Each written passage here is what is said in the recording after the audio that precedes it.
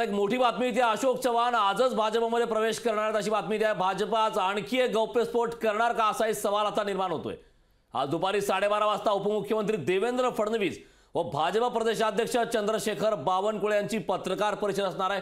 खरं तर अशोक चव्हाणांचा प्रवेश हा 15 तारखेला होईल अशी चर्चा होती, मात्र आता जी ताजी अपडेट आहे त्याप्रमाणे आजच त्यांचा प्रवेश होणार आहे अशी चर्चा सुरू आहे। निश्चितच, कारण आजच अशोक चव्हाण हे भाजपमध्ये प्रवेश करणार असल्याचं बोललं जातं। काल त्यांनी राजीनामा दिला होता काँग्रेस सदस्यत्वपदाचा आणि त्यानंतर ते पुढील काही दिवसांमध्ये याविषयी मी विचार करेन असं त्यांनी म्हटलेलं होतं। पण आजच हा पक्ष प्रवेश होणार आहे, कारण आज एक पत्रकार परिषद आहे आणि या पत्रकार परिषदेचा विषय गुलदस्त्यात आहे, त्यामुळे हा विषय अशोक चव्हाणच असण्याची दाट शक्यता आहे।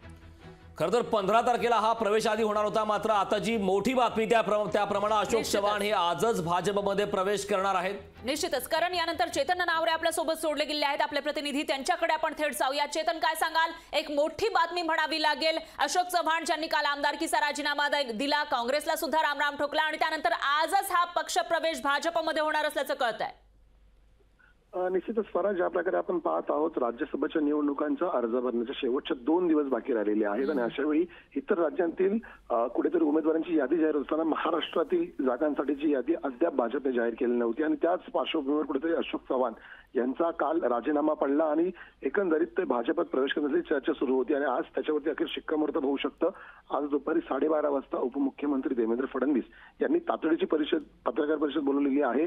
भाजपच्या निमन पॉइंट येथील कार्यालयामध्ये ही पत्रकार परिषद दुपारी 12:30 वाजता होईल। त्यावेळी स्वतः भाजपचे प्रदेशाध्यक्ष चंद्रशेखर बावनकुळे सुद्धा असतील आणि त्यामुळे कुठेतरी 15 तारखेला जो अमित शहा यांचा दौरा होता त्याच दिवशी राज्यसभेच्या उमेदवारी अर्ज भरण्याची शेवटची तारीख आहे दुपारी 3 वाजेपर्यंत।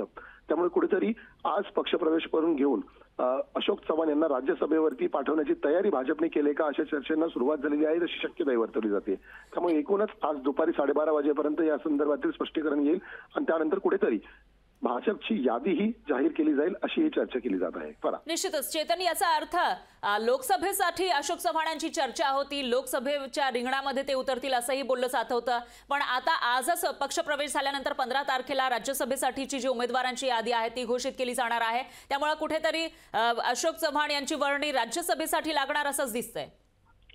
निश्चितच फरा, कारण ज्या प्रकारे आपण पाहिलं की नांदेडची लोकसभा जर जिंकायची असेल तर अशोक चव्हाण यांचं सहकार्य नक्कीच भाजपला हवं होतं।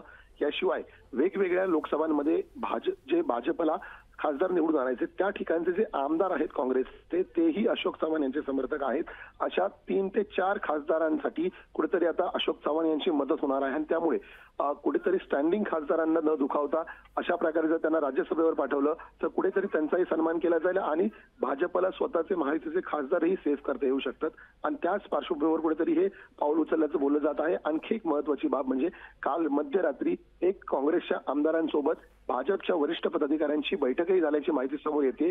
या बैठकीतली अजून माहिती गुलदस्त्यात आहे, मात्र ज्या प्रकारची रणनीती भाजप आखत आहे कुठेतरी आणखी एक उमेदवार 3 खासदारांव्यतिरिक्त आणखी एक 4था उमेदवार देता येईल का राज्यसभेच्या निवडणुकीसाठी याचीही चाचपणी भाजप अद्यापही करत आहे आणि म्हणूनच कुठेतरी काँग्रेस आता अलर्ट मोडवर आहे, कारण काँग्रेसला आणखी मोठं खिंडार या राज्यसभेच्या निवडणुकीत पडतंय की विधानसभेपर्यंत हे खिंडार आहे ते असंच ठेवलं जातंय, याकडे सर्वांचं लक्ष आहे। निश्चितच चेतन, कारण काँग्रेसची जी ताकद आहे ती कमी होताना दिसते, इतरही जे आमदार आहेत ते दुसऱ्या पक्षामध्ये जातील असं बोललं जातं आणि त्यामुळे काँग्रेसचं संख्याबळ कमी झालं तर याचा फायदा महायुतीला होऊ शकेल आणि त्यामुळे 4था उमेदवार सुद्धा त्यांचा जिंकून येऊ शकेल असा त्यांना विश्वास असेल। दरम्यान धन्यवाद तुम्ही दिलेल्या या सविस्तर माहितीसाठी। त्यामुळे आता पुढे नेमकं काय काय होणार ते बघावं लागणार आहे।